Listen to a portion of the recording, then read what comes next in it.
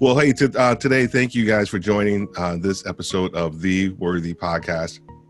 I have a special guest, Michael K. Jackson. Okay, so listen to that. Michael K. Jackson. Don't get confused. Do not get confused. And here's the thing. You all are going to want to remember this name. I'm telling you right now, I'm excited that I got the opportunity to talk to him before he blows up. And I can actually know him when he was Michael K. Jackson before he just becomes Michael. So I'm excited to talk to him about. He's going to be talking about resilience, and we're going to talk a little bit about 2020, but also kind of delve into 2021. So Michael K. Jackson, please tell us a little bit about yourself and the things that you do, and then we're going to jump into some questions. Brother Steve, I appreciate you, man. Yes, thank you for making that distinction, Michael K. Jackson. First and foremost, I want to thank you, man, for having me on the podcast. And, thank your listeners for tuning in. A little bit about me, Michael K. Jackson. Again, don't forget the K. Don't forget the K. Don't forget the K. I'm an inspirational speaker, author, resilience trainer, and well-being strategist. So I am on a mission to inspire, empower, and equip purpose-driven leaders around the world, like you all, to bounce back from setbacks and build back stronger from adversity. First and foremost, or chiefly, I'm a husband and a father of 4 daughters. Not 1, not 2, not 3, but yes, 4 daughters. And those are my heart. That's my heart. So here I am. Yeah. We have that in common too. We are both girl dads, and we both have 4 girls. Absolutely. We need to actually maybe start a support group. Hashtag girl dad support group or something like that, man. It's needed, brother. and I think, people on audio won't be able to hear this, but I think we probably both had a lot of hair before we had the girls. Indeed. And now we're both like super duper bald. So precisely. And a lot grayer too. and a lot grayer as well. Well, I'm excited to talk to you because one of the interesting things, and when we first connected, typically when I do like a discovery session when somebody's going to be on the podcast, I actually enjoy it. Man, we could have probably spoke for about 2 hours, and I said, dude, we got to save some of this stuff. So I know for me, some of the stuff is I've heard it before, but I can't hear it enough. I want to know about your story. I want to hear, and not just me, I want the listeners to hear about your story, because when you start talking about resiliency or being resilient, mm-hmm. It's almost, people think about it, it's like almost like this flippant thing that we should just be resilient. You should just be able to bounce back. You should just be able to kind of, go through adversity and come out the other side of it. Man, there's so many different layers to that, and we'll talk about that. But I think the biggest thing is to talk about like the fundamentals of how you became so focused in on being a resilience coach and helping people with their story, helping them go through adversity as well. Yep, absolutely. So my resilience story really began with a single phone call, if you will. It's back in 2017. Many of your listeners might remember, particularly those of you based here in the U.S. and in the Western Hemisphere, that 2017 was a bad hurricane year. Several hurricanes came through the Caribbean region, and let me step back too. I didn't mention that I'm a proud Caribbean American. So grew up. Lot of mercy. Oh, I'm sorry. I digress. Big up yourself, Steve. Big up yourself. So I was born in an Eastern Caribbean island called Antigua. Left there when I was very young, and actually grew up in St. Thomas, U.S. Virgin Islands. And in 2017. The USVI was hit by 2 back-to-back Category 5 hurricanes. Y'all might remember Hurricane Irma was one, came through for us it was September 6th, and then exactly 2 weeks later, September 20th, Hurricane Maria came and swept through. And unfortunately, in that experience, to give you the condensed New York Reader's Digest version, I literally lost my dad during that second Category 5 Hurricane Maria. Phone call came in from my buddy that I grew up with. He lives in California, but called me and asked me if you remember. Your listeners might experience that phone call that you get when they ask you, "Are you sitting down?" Yes. And my boy Andy asked me if I was sitting down, and long story short, he informed me that my dad was gone. I had lost my dad literally in the storm, and obviously this was a blow, Steve. This was an emotional blow to me and to my entire family as well. And what happened after that was me struggling to deal with the grief and find ways to do something, right? Something to honor my dad. And around that time, Hurricane Maria had also swept through Puerto Rico. Most of the listeners probably remember the damage that was done to Puerto Rico, because a lot of news organizations were covering it. And my church started doing a hurricane relief effort for the damage done to Puerto Rico. And I saw that, and I was like, well, to myself, well, what happened to the VI, right? And I raised my hand and I said, instead of being a part of the problem, I'm gonna be a part of the solution.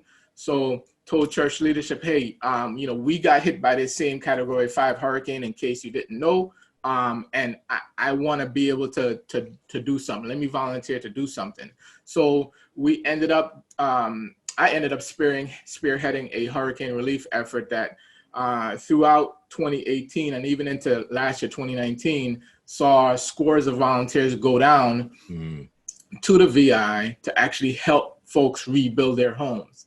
And it was during that process of grieving while helping that I reflected back on, all that I had come through in life. Not only the loss of my dad, but other losses that we can get into during the podcast that I had endured over the past 15, 20 years. And through that reflection process, I realized there was a method, a means by which or through which I actually overcame various adversities and traumas in my life. And thus was born my plan, Resilience Building Blueprint. Excellent. And happy to get into the plan, but I'll just tee it up there and leave it there for now, Steve. Yeah, we'll get into the plan too. Yeah, well, I appreciate you, talking about your dad. Some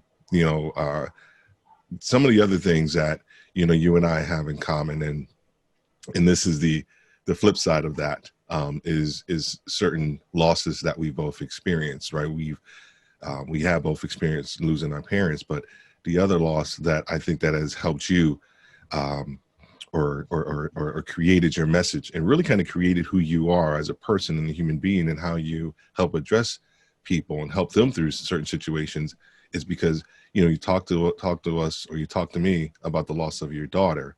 And if you can, for the listeners, could you just kind of talk a little bit about that? Because I think that's fundamental to who you are, but it also will help people, because a lot of times when they go through something like you're going to talk about, is that they feel like they're alone.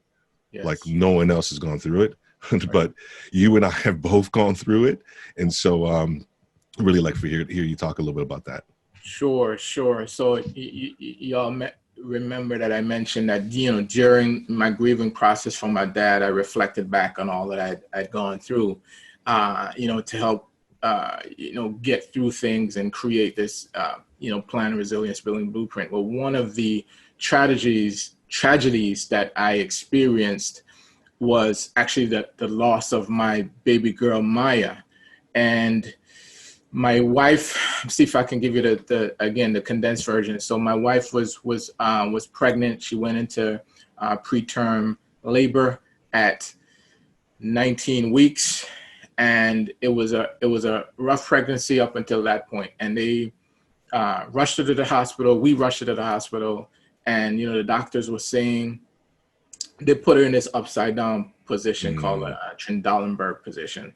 And that was to keep the baby in, right? And, the doctors told us, okay, if she could hold on, for a few weeks, make it to week 24 or 25 at least, that's viability for the baby, right? So Steve, during that time, we just prayed and watched and prayed, and Lord, let everything go all right. And it was a 2-week period in that hospital, and watching and praying. And then at week 21, Steve, she started to go into labor. And at that point, the doctor said, guys, it's you have a 50-50 chance of this baby being born alive. But even if she's born alive, she won't live for long. And we just, my wife went into labor, and we delivered, thankfully, and this is a blessing from above. My wife went into labor and delivered a beautiful, you know how the Bible says that, we are wonderfully made, right? Beautiful, this beautiful baby girl that we held in literally in the palm of our hands for exactly 3 hours and 6 minutes, Steve. And we held her and rocked her and literally bawled our eyes out. And I ain't ashamed to say I bawled my eyes out right along with my wife, Steve. And we held and rocked her until, her breathing became shallower and shallower. And we just felt, the coldness move from her feet all the way up through her body. And then she was still. And we literally, Steve, just continued rocking her and literally bawling our eyes out. And that experience, Steve, can either break you, as you know, or make you stronger and more resilient. And it made me stronger and more resilient to be able to deal with the tragedy that would come years later with the loss of my dad. Wow. Yeah, I'm trying to keep it together, man. Because when we spoke about that the first time, I think for both of us, it hit home and just created this this kindred spirit between us as well. So I think when I hear both of your stories, man, or your situations, man, I just can't help to think that there are so many people out there that, one, needed to hear that, but two, are about to hear how you came out on the other side of this, and how, you have been taking, the hurt and the pain, all those things that happen to us, not just in those situations, but also that happen to us on a daily basis, but have been able to turn that into being resilient. Can you tell me and tell the listeners, in your own words, what does resiliency mean? Because I think I always like to start with a foundation. I always like to start with a definition, because then we can build upon that, and we can talk about your program, and we can talk about everything else as well. Well, the textbook definition of resilience is, the ability to adapt well in the face of, adversity, trauma, tragedy, and significant sources of stress. That's textbook, American Psychological Association definition. My definition is actually built into, me and my business and what I do. My definition of resilience is, the ability to bounce back from setbacks and build back stronger from adversity. And that's I love that. I love that. That is my definition. Yeah. I love that, because I think that's, it is bouncing back, right? So, but in that context, right? Walk me through like your program, because I, was researching and looking at it and thinking, hearing about it, and then I listened to, everything that all your speaking, engagements and all that stuff, just kind of doing some of my research on you. And I'm like, look at this dude, man. I said, I got to get this dude before you blow up, in a positive way. Right. But, there's always every time that you speak, every time that you talk to somebody, there is this level of authenticity that comes out. And I often talk to our listeners about, just from a leadership standpoint, the authenticity is just critical. It's actually one of our pillars in our organization, right? It is being an authentic leader.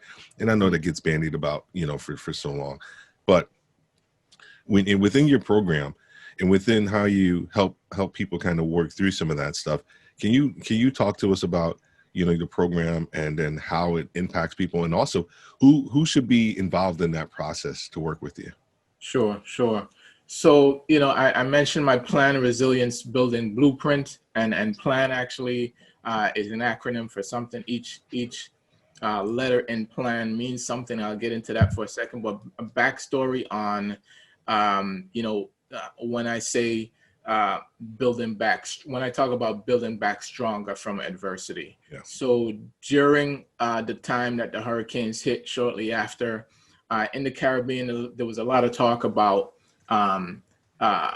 build back stronger, and it really had to do with resilience in the sense of building more resilient infrastructure to be able to withstand Category 5 storms in the future.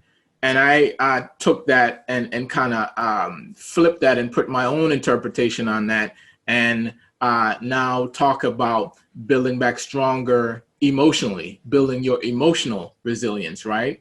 And just like any, a building project, if you're going to build anything at all, you first got to start with a plan, and you have your blueprints, right? Now, if they're construction workers and actual builders or physical infrastructure out there, pardon me, I'm not a construction guy, but let me run with this analogy. But you do need, as far as my knowledge goes, you do need an actual blueprint before you build in the house, right? Yes, you do. Am I right or am I right, Steve? I think you're right. I think you're right on that one. Yeah. So I call, plan my resilience building blueprint. And it's really 4 steps, and I call them 4 hurricane proof. This is a hurricane proof process to really enable you to go back to the definition about helping you build back, bounce back from setbacks and build back stronger. Step number 1 is P for practice prayer and meditation, right? And you remember when I said that, as I reflected back on all I'd been through during the loss of my dad, and prayer, Steve, and meditation has been something that's always been a part of my life. Even when I wasn't living in the best manner, right? It was, and you can identify, right? Yes, I can. Even when I was quote unquote out in the world, prayer and meditation was always something that I, because it was ingrained in me from growing up. Right. That you rest and rely on prayer, and added meditation in there too. And I say that I tend to couple prayer and meditation, Steve, because you hear a lot about, particularly nowadays, about practicing meditation, and there are numerous forms of meditation. True. And even for me in this P aspect, I tend to put them together. You pray. And for me, I am a Christian, but this is certainly by no means just for a Christian audience. Let me say that up front. Meditation is inherently can be a spiritual process, but it doesn't necessarily have to be a quote unquote Christian process. Right. Okay. Right. So for me, the two have gone together, and statistics show, research shows clearly that there are numerous benefits to prayer and meditation, up to and including reducing your stress levels, which we all need, right? Just a little bit right now. Just a tad, improving your immune system, which, as we're recording this right now, in the midst of not only in the midst of a global pandemic, but we're actually at the second peak now. Yes. In a global pandemic. So, who doesn't need a stronger immune system? And certainly, other health benefits like, lower blood pressure and so forth. So the research shows it's clear that it clear benefits to prayer and meditation. Yes. So that's step number 1. Step number 2, I say L for lean in and listen. right? Lean in and listen for the lesson. And there are kind of two parts to that. I say lean in because oftentimes when adversity comes, we're put back on our heels and we tend to want to stick our head in the sand, right? And trust me, I've been there. I know you've been there, Steve. Yes. And that's a natural inclination to, I remember when I was going through something I went through early in my career in terms of going through 2 corporate layoffs back to back. Right. And life crashing, and we can talk about that. But in terms of leaning into that adversity, I say let adversity be your advisor, not your adversary. So let's lean into that thing instead of being pushed back on our heels from that thing. And then listen for the lesson.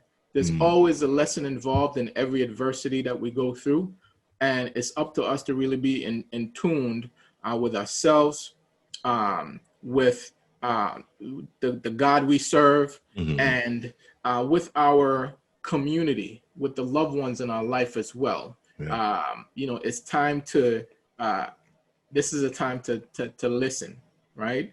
And step number 3 is A for act accordingly. I always say, as a man of faith, I always say faith without works is dead. Right. And so oftentimes we tend to say, oh, I'm gonna wait to see what the Lord does, and oftentimes, and I don't want to discount waiting, because sometimes waiting is necessary, and waiting is an act in and of itself.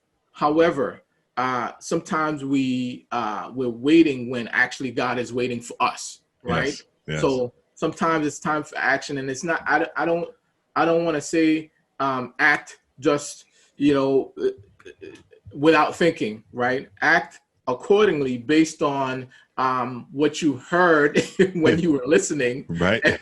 And during your prayer and meditation time, right? And that would direct your actions. So, as an example, for me, the way I acted was and this I believe didn't come from me. It came from above in terms of what can I do? I want to honor my dad. I want to honor the memory of my earthly father. I want to honor, my heavenly Father as well. Let me volunteer to spearhead this hurricane relief effort. That's the way I acted in that instance. Not everybody lost a family member in a hurricane, right? But we can all act in some way to move our process forward. And sometimes standing and being still, right, is an act in and of itself. Sometimes that's all we can do. There have been times in my life where the word says when we've done all we can, stand. Stand. Am I right or am I right? That's Steve? right. That's what it says. Yeah. So have your weapons in hand, if you will, and stand, right? Yes. And part of that standing and acting is really shifting your perspective, shifting your focus. Okay. There's something I say that we have to change what we see, change what we say, and change what we sow. Changing what we're seeing is basically shifting our perspective from on that situation. It's not necessarily, and this is an old adage, it's not what happens to you, but how you interpret that, basically your perspective on it. So change how you view the situation that you're in. What's coming out of your mouth is so critically important when you're going through stuff. Oftentimes, we're dealing with negative self-talk. We're dealing with all that negative chatter that goes on. We're dealing with the worry, we're dealing with the anxiety, right? And sometimes part of acting is really changing what we're saying, right? Right. And there's some things that my mother would tell me when we were growing up. And if any of you follow me, you've heard me say this in terms of, no, my mother would always say, call the things that are not as though they were. You know what I mean? Yeah. She would say Mikey, and she'll call me Mikey, right? Friends, family call me Mikey. Still, friends and family call me Stevie, and I am a grown man. And I go home, and it doesn't matter. They will all call me Stevie. My kids hate it, but I am Stevie, so I get it. Exactly. You get it. You get it. And honestly, I'll be candid, because we're talking about authenticity, right? Yes, we are. Sometimes I talk to myself, and I refer to myself as Mikey boy. We got to deal with this thing, Yeah.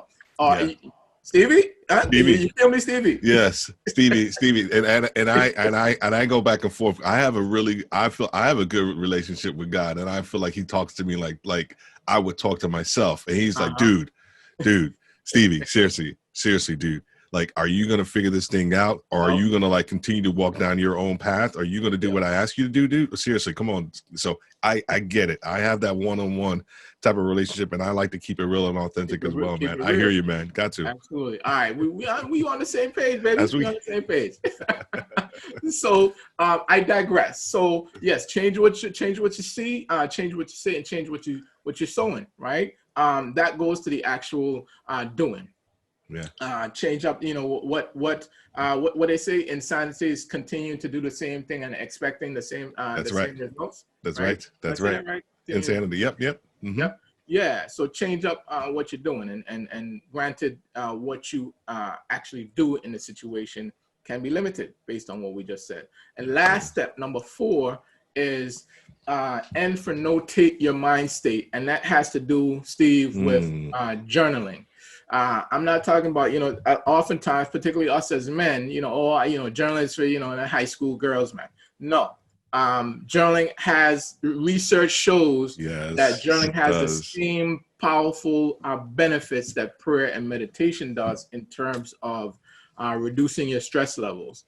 Has a number of other benefits too. It allows you to reflect back on what you've been through. You can read back your old journals and say, man, I thought that situation I thought them 2 layoffs would have killed me. I thought, business going under and, losing wife and all of that would have killed me. But you read your journal and you say, I'm actually still here. Yeah, I'm okay. I'm okay. Right. I came through it. Right. Yeah. So it's powerful in that it allows you to reflect back and to your current state and say, well, if that didn't kill me, this won't either. Right. And it has another benefit of you being able to project forward, giving you hope in 100%. That, all right, I got through this. This feels very different from these circumstances, right? We've never been through a global pandemic, right? But history shows, particularly if, you're a person of faith. I'm talking to leaders that are purpose driven, right? Driven by a higher purpose. That's right. Right. So there's some measure of faith in there. We don't have to practice the same faith, but there's a measure of faith that's required in there. And it allows you it gives you hope for the future, that I came through this. I'm here. I'm shaking. My knees are buckling, Steve, but I'm holding up, and I can get through this, so I can get to what God has for me. Yeah, there's that question. There's that question when you're working out. Somebody in my gym, they had it on, and it was like, "But did you die?" Right? It's like a shirt, like after the workout. But did you die? You know what I mean? Because you look at the workout, you're like, "This is gonna be a beast," and it's like a little thing. We always call it hashtag, "But did you die?" So exactly. You didn't. Exactly. So those are the 4 steps, Steve. P, practice prayer and meditation. L for lean in and listen. And A for act accordingly, and N, notate your mind state. Combined, the sum of the parts are greater than the whole. I might be saying that wrong. Yes, no, you got it right. But you put that into effect, and I say that you can overcome any adversity, whether it's in your personal life or in your work life or in business or what have you, Steve. Completely agree. So people who are going to be listening to this, but those who are going to be on video that can see this. So this is the journal. I was reaching over. You were talking about journaling. I completely agree with you. Like you have to journal, and I think even as men, I think it's important that you do journal. I think it's important that you write it down, because also, and we could talk about this too in a minute, because I think it's actually it warrants it now that I'm talking about this, speaking as men, because I think the tendencies, and when you write, like you say, oh, you know, your daughter's probably journal, my daughter's journal. You're like, oh, that's such a, a young person thing, or honestly, and if I can just be very honest, it's also more of like, I know a lot more women probably journal than men do. And I've always seen the benefit from even talking to women or whatever who do journal, like their perspective, their minds, and how they think and how they see the world is just a lot different, because you're able to get some of that stuff out that's on the inside. And then especially for men, because we like to play everything close to the vest. Yep. And we don't like to talk about our emotions, probably except for you and I together, which is okay. We're a little different that way. We're a little different that way, but a lot of men don't like to talk about their emotions. They like to keep it inside. And I think that journaling piece can actually help them with self-expression. But more importantly, it empties them. I think for me, the journaling part, and I want to talk about the other pieces too, but I guess I'll start from the bottom and work my way up. But the journaling part empties you to some degree, because you get it out. You're talking about it, right? Now that's an opportunity for you to kind of fill yourself with a new experience or a new thought process, or whatever. Would you agree with that? I would totally agree. Agree. There's an emptying process there, and it's really so cathartic, Yes. And let me say this too for the guys who think that I hear y'all, but I ain't really feeling y'all, I know, right? I know. So think about it. Think about this way. So there are numerous ways you can journal. Okay, Steve, you held up, for those who are watching. You held up a physical journal, but there are apps on that very iPhone. Exactly. There's apps on your phone, journaling apps, numerous that you can use. That you just make a journal entry, and you use it just like you use any other productivity app, but you're actually helping yourself heal. Yeah. But that's the thing, right? So I mean, I'm gonna work my way up, right? So act accordingly, and faith without works is dead, right? And I love the waiting. I love what you said about waiting, right? But active process. It's an active process. Like, man, when I was a young leader, and particularly even when I, gave my life to the Lord, and early on in my walk, I was just like a waiting dude. I was like, all right, Lord, come on, like, you show me everything, put it on the plate, right? Put it on the plate for me, and then I can get it. And then I can believe it, and then I'll walk it out. But then when I think about, Moses, right, and when he's parting the Red Sea, right, where he wasn't just there and like, okay, Lord, okay, go ahead, part it. He had to actually put his foot in the water first. Yes. Right. Yes. So once you do, you actually did it, then it starts. And so when I think about even the act of resiliency or being resilient, it's not just a like, oh my gosh, well, it's me piece. It's a matter of like, okay, do I truly want to get out of this? And if I do, then to your point, you actually have to act accordingly. Would you correct, or?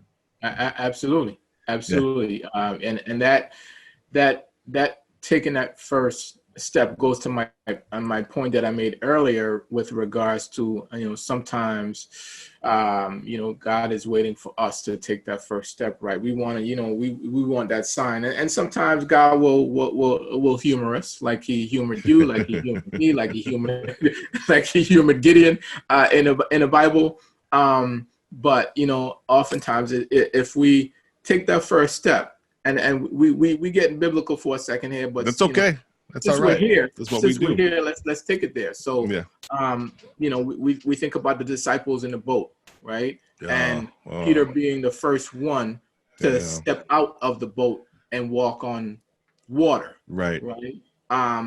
He would not have been able, we're not going to even get to the point of him started sinking, but the mere fact that he, had faith enough to actually step out of the boat and walk on water, he acted accordingly to his faith. Right? So, as an example, and sometimes, when we take our eyes off the boat, this goes to, building resilience. Sometimes when we take our eyes off of God, right, instead of focusing on our God, we focus on our circumstances and we begin to sink. Yeah.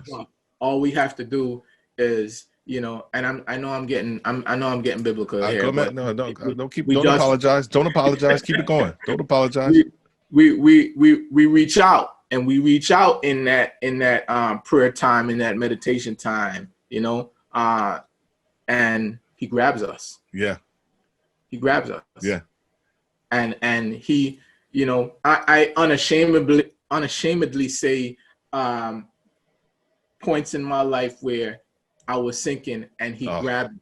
Yes. Grabbed me. And now it's incumbent upon me, Steve. I say, I'm called to, purpose-driven leaders to really share this message, because I'm not, as you alluded to earlier, we as men, generally speaking, we tend to hold things in, right? Yes. And I'm out here sharing my heart, Steve, not because I'm that type of brother to just be, just spilling to the world, but I have this message to share because we don't go through things just for our own benefit, Steve. No. You know this. Right. This is for the benefit of others. The word says that we should encourage others with the very encouragement that we receive from God.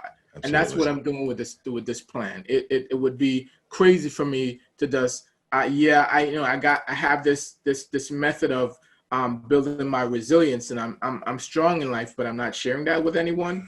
No, that's why I'm here, Steve. You could be strong all by yourself, right? And I think that's what that's the tendency for even in leadership, right? When you think about being resilient or even being a leader, is that you may have the mental fortitude and the strength to be strong in and of yourself. That's cool and that's fine and dandy, right?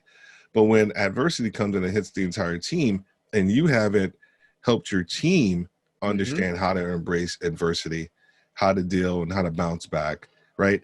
Honestly, for me, what type of leader are you? You haven't shared your abilities, your gifts, your talents with your team. And you want to be the only one to be able to bounce back and to be able to say, look at me, when in essence, true leadership is all about going backwards. John Maxwell, who I've read everything about him, everything. Love that man to death, man. And, I remember talking about impact. I heard him when I lived in Atlanta one time. We were talking about leadership, and he was talking about, a locomotive train. Right, how strong, how fast, and the old school locomotive trains, right? At its full impact, it could break through a brick wall. But when it's dead still, all you have to do is put a brick underneath it, and it won't move because there's no momentum, right? That's just think about it in that context, right? Full speed, it can break through a wall, but when it's at a dead stop, you put a brick underneath whatever the tire or the wheel is, it just can't move, goes nowhere. But then the other part of it is that it says, as a leader, you are the locomotive train. You are that person, and then everybody behind you, those are the ones that are following you. And as a leader, the caboose, right, and the other carts. But guess what? Those carts and that caboose, they can't move up to you. Guess why? Because they don't have the energy unless they're being pushed. But what tends to happen is that the locomotive has to back up, and it has to connect to the caboose, to the other carts. So as a leader, if you are not going back and connecting with your team, so that way you can go forward, then I would truly question what type of leader you are and the ability that you have to be resilient and adaptable, if you will.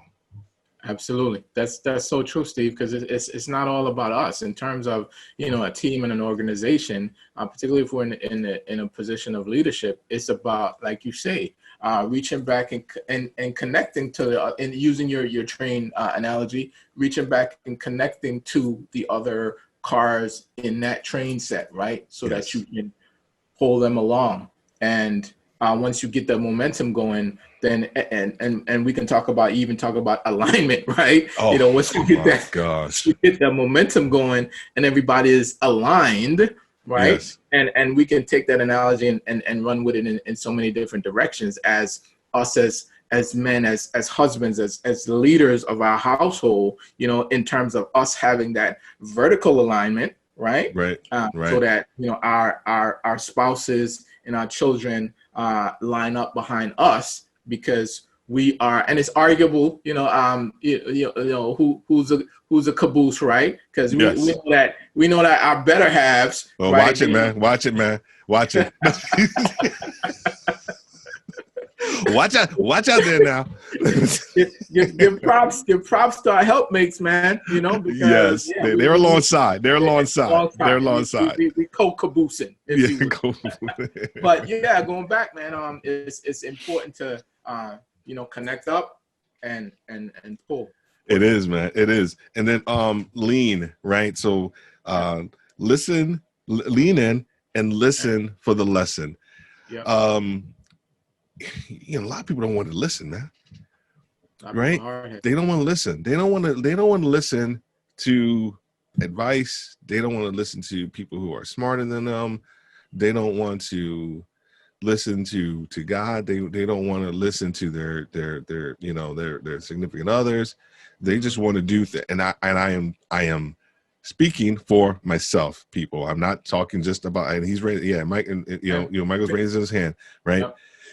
We don't want to listen, man. We think we know it. We think we know it all. We think we figured it out, right? I got this. I got this, man. God's gifted us with talents and all these abilities. We can lead organizations and we can do all this other stuff and all of that, man. But we don't want to listen. How can you talk a little bit about just the importance of listening? And then, because we could talk about the lesson, but I think the listening aspect is like probably the most important part too. Yeah, man. Yeah, it's imperative to listen, guys, and you'll be more in a position to really be open to listening if you've done the first step. Yes. If you've done that prayer and meditation piece, then that kind of opens you up to listen and to hear, right? And that's why it's, the steps and plan don't necessarily have to be done all in order. They're like concentric circles, right? Yes. So they all touch each other. Yeah. But certainly before you get to be open to listen without acting rashly. Yes. Right? Yes. Go back to step one in terms of when you prayed and meditated, what are you hearing? Yeah. Are you ignoring what are you hearing? Because we'll get signals, Steve. Yes. Whether it's through whether it's through other people, whether it's through opened or closed doors, we will get divine signals, and it's up to us to be open enough to listen. And for us who are Christ followers, the key listening point is to who we call the Holy Spirit, right? Yes, right. Because God's Spirit speaks to our spirit, and he's gonna come in a whisper, right? So he's not gonna shout. He's not gonna force himself. He's not gonna force himself upon you. Behold, I stand at the door and knock. Right. We have to open that door, and so it's imperative to be open to listening. Some of us are hard-headed. We got kids and we were kids and we were hard-headed adults, right? So some of us need to learn, have to learn the hard way. Yeah. And check it out though, but there are lessons even in that. Even in learning the hard way, there are lessons. So I say my philosophy in life, Steve, is no regrets, man. God uses it all. Nothing is wasted. No, I honestly believe that. I learned the most, and I learned the most in those hard times. I think we all do, right? Ooh. Because we learn. So you learn more about yourself than I do in the good times, right? When things are great and things are going well, because you're like, oh, this is cool, this is awesome. I can bask in this and glow in this. But those hard times of when you have to be resilient and you don't know where that strength is going to come from, you don't know. And I know there are a lot of people who are, dealing with the pandemic. And Yes. I was just before this, I was on a call with some people over in the UK, and they're going through a second lockdown, right? And so now they're trying to they have to kind of build back that level of resilience, because they had it, then things opened up. And now you have to kind of like, I think that we joked about it. I said, well, at least they said, well, at least we're prepared for it this time. We know what to do. Yeah. We know how to deal with it. Right. And I think, I think a lot of people are in that same boat. So if we had to, there's two more things I really wanted to talk about, was really the 2020, and then us closing up with talking a little bit about 2021, right? And how does that look like, and how do we build the resiliency into 2021? Because we still don't know. Can you give us a quick overview, man? Because I mean, this podcast could be 2 hours long if we talked about each and every one of these issues from 2020, whether it's the global pandemic, racial injustice, societal, political issues. We just had, our election right over here in the United States, right? Like I said, we can go on and on about that, but I really wanted to get your perspective about resiliency in 2020, because there are a lot of people who are still struggling with it, whether it's financially, emotionally, intellectually, physically still, because you talked about prayer and meditation and how that can help you from a physical standpoint. Give us a brief overview, if you will, of 2020, just in your own words, and then we'll move into 2021. Sure. So, 2020 obviously has been a doozy for me, you, for the planet, Steve, and many of you listeners, all of your listeners. And I hesitate to use absolutes, but this is I feel comfortable in using an absolute here, in that everybody has been touched by this in some way, shape, or form. Great. In different ways, albeit, but everybody's been touched. And, we are at this recording, we're in November of 2020. And just think back to this time last year, coming up to the end of the year. Everybody was 2020, the year of, of clear vision, 2020 vision, right? And, we set our plans, pun intended. We had the t-shirt. We had the t-shirt that said 2020 vision. Boom. Yeah. So nobody, anticipated the global pandemic, all this, man, like you said, Steve, we can go on for hours about, just the racial injustice, that has always existed, but, really because of technology, we're seeing it real time, and everybody's seeing it, and it's been laid bare, right? And then you have the economic effects of the pandemic. As we speak, literally millions of people are out of work, or either unemployed or underemployed. At this recording, I remember, Steve, it was maybe, I don't know, close to 6 months ago or so. I did a virtual speaking engagement. I had quoted the pandemic numbers here in the U.S. as far as deaths go, and I looked up the stat that morning, and it was 116,000. And now, 6 months later, roughly, we're over more than double that. Yes. And now we're at a peak where, at this recording, they're saying the numbers could double again. Yes. And that's where we are. And, again, you mentioned the U.S. election, which had its own, and still at this recording, Yes. still, because the election is being contested, still has its, just the raw feelings around this, and the division and the divisiveness. And this has literally been a year from hell. Okay. Literally. And, there are different coping mechanisms that folks can, partake in and adhere to. And my advice and my contribution, if you will, is to just encourage folks to implement this plan in your life. This is not for everybody, but if this resonates with you, I encourage you and implore you to implement that plan. And let me just say this to Steve. People, there are many people that might be doing, certain elements or bits and pieces of plan, right?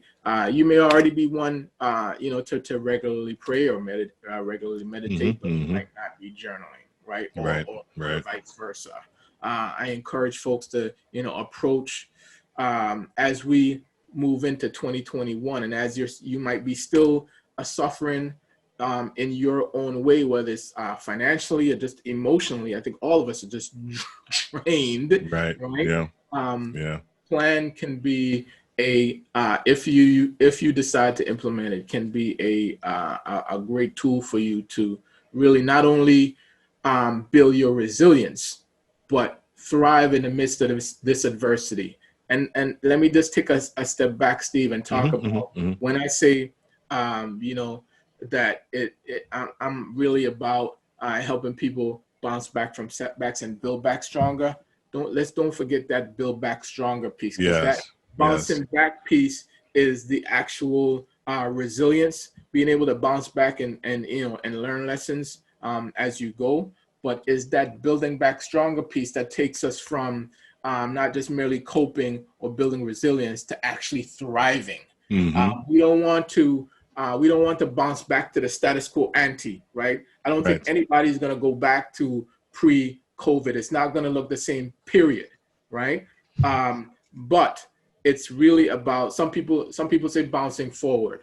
I say building back stronger, right? Yeah, so you're actually stronger than when you went in. I used to have an old pastor that used to say, I don't want you to leave out the same way you came in. Actually, we passed it down in Atlanta. You and I both lived down there. Yeah. And I was like, that was the first time. I remember that was the first time I heard that. I'm like, well, so I'm supposed to take a different route back home? And then I said, oh, okay, you're supposed to be transformed. So let this 2020, all of it, transform you. My encouragement is to don't go into 2021 the same as when you came in. Okay. Yes. It up. And I agree. There was a I was having a conversation with up and coming coach. She's going to be on the podcast over in Singapore. We're talking about 2020, and we're talking about the pandemic. I said, well, how's the pandemic? What has that done for you? We both agreed that without the pandemic, that neither of us would have probably connected with each other because of everything. And here's why. Because she said, well, you know what, it and I think everybody can almost attest to this, is that it caused me to pause. It paused everything. It forcibly paused my life. Like there are things, there are plans, there are thoughts, there are all these different things that I felt that I wanted to do. But man, it just forcibly paused everything in my life. And within that pause, you can take it one of two ways, right? To your point, you can either, or to your platform, you can either think about it and bounce back and be stronger from a resiliency standpoint, or you can allow the pause to hinder who you are, and you can, stay stuck in the muck and the mire and just be like, well, it's me. And like, oh my gosh, this pandemic and everything, this is just, horrible. But in essence, to her point, is like, well, it's almost to exactly what you said. Well, it's allowed me to build back stronger who I am. It allowed me to really kind of figure out who I wanted to be, what I wanted to do. So she took that time to actually figure things out. And I think to your point about build back stronger, that is the essence of, to me, not just the essence, but that's like the big thing about resilience, is to be able to build back stronger. This whole idea about the new normal, there is no such thing. I'm sorry, people, I hate to burst your bubble, or I want to get back to normal. There is not going to be a normal. You've heard it here first. Breaking news on the Worthy Podcast. There will be no more normal. Stop it. Stop wishing on it. Stop thinking about it. Because if I could be very honest, and if you've done some introspection, your normal 6, 7, 8 months ago wasn't that great, right? You look at your opportunities now that you probably have before you, and hopefully you've been able to kind of take advantage of it introspectively and think about where you want to go, so that way you can actually build something new. You can build back stronger. Okay. There is no more normal. This is not going to happen. If you want to go back to being normal, have at it. Go for it. Good luck with that. Michael probably won't be talking to you because he's going to be moving on. You probably won't want to listen to this podcast because it's not about like being normal, right? I don't think he and I are normal. And I don't mean that in a negative way. I mean in the context, like, this has caused us to kind of move forward. So I love to build back stronger. So 2021, man. All right, man. You know what? I don't know. And that's okay, I think, right? I don't know what to expect. Right. And I think and if we can start there, because there are a lot of people, just like 2020, we walked into 2020, year vision, yada, yada, yada. And we had all these great plans, and we thought that we were going to be, everybody think mom was going to be CEO of X, Y, and Z. And boom, just didn't happen. So 2021, man, I don't know what to expect. So there is a huge level of uncertainty, right, about 2021, and I'll tee it up to you this way, just from another one of our pastors that was in Atlanta. It was Andy Stanley who said, he said, as a leader, he said, even in times of uncertainty, you have to be certain. And I was like, initially, I was like, that's the stupidest thing I've ever heard. We talking about you have to be certain in uncertainty. What does that mean, Andy? Like, I knew him like that. I was listening to something, and what does that mean? You have to be certain in uncertainty. And what it means is that you may not know the full outcome, right? You may not know what the obstacles that you're going to face. But at the end of the day, there is a certainty as a leader that you need to be able to trust your skill set and who you are. How would you phrase or think about 2021 in the context of like uncertainty and then resiliency as well? Yeah. I would say this. I would agree with Andy Stanley. It's really about what you got to be certain in the uncertainty, and for me, what that looks like is, and again, just from a faith perspective, right? That you have to have that, as they say, that Godfidence, if you will, that that no matter what, that God's got you. And one of my life verses is, if not the life verse for me, is Romans 8:28. That talks about all things work together for the good of those who love him, who are called according to his purpose. Yeah. So for 2021, nobody has a crystal ball. We don't know what's going to go down in 2021. But I do know, I am certain in the uncertainty that all of it is going to work for my good and for your good, Steve, and for those who are listening. We have to be certain in that uncertainty, Yeah. I agree, man. I agree. It's a faith perspective that you have to have. You have to. So, Michael K. Jackson. Please, people, remember that name, Michael K. Jackson. I'm not going to ask you what the K stand for because you probably get that a lot. I'll tell the folks. I was just going to ask you anyway. So let me guess. Is it kindred spirit? No, it's not. Is it night? No, I don't know. What is it, man? What does the K stand for? The K is for Kevin. The Kevin. Kevin. Yep. Yeah. So you got the So those of us who are of a certain age, I don't think you and I do this anymore, but our parents did, of course, when we got all three names. When we got upset, right? So, Michael Kevin Jackson. So I tell you what, Steve. I tell you what. Here's the Caribbean version to that. So I went from being Mikey to being Michael. Yeah. That's when you knew it was real. It wasn't just like my wife is from Philly because she got a strong Philly accent. It wasn't just Michael. You know what I mean? It wasn't Michael. But, that New York connection. It wasn't Michael. Right. It was Michael. Oh, that's when you like. Once I heard that, once you hear that, you back stand up. You stand up to attention. Yes, stand up to attention. Yeah. America, for us, it was the three. You got the three names, and and it was funny. I remember when my dad was still alive, and he was we went to go visit him, and it was all of us, all the girls and everything, and he was in the other room or something like that. Here I am. I'm married for a while. We had three, we had the girls and with us and stuff. And he was in the other room or something like that. And he just, he yelled, Stevie.